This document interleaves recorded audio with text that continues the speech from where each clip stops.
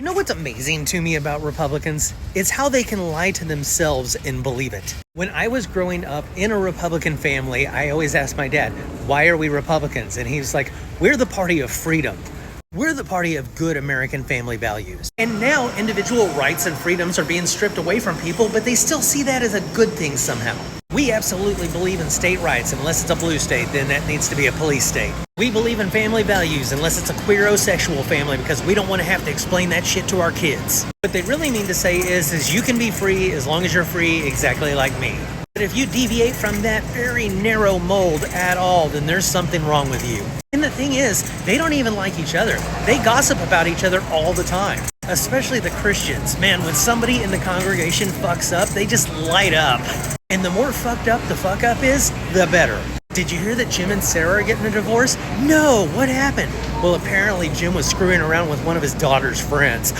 Really? The absolute worst case of this I ever saw is when I was dating a girl who was Church of Christ, and her family used to make me go to church with them to prove what a good Christian I was. Near the end of the service, the minister would say something like, is there anything that anybody in the congregation would like to reflect on with me? And almost every week, somebody would come up to the front and sit on the front pew with him for a while. They'd cry, he'd put his arm around them, and then he would go up to the podium and tell the congregation what was going on with this person. Sister Elizabeth just confided in me that she was having inappropriate relations with another man who is in this congregation.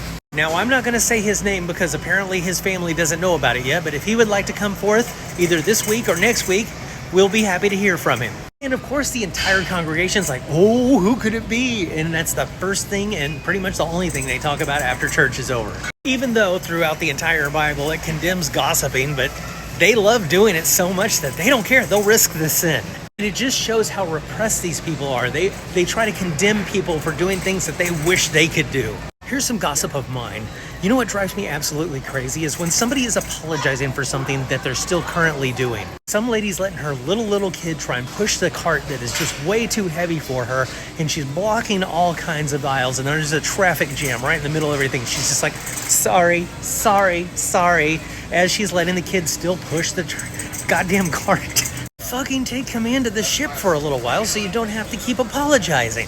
You would understand if you had kids. That's why I didn't have kids, because I don't want to understand.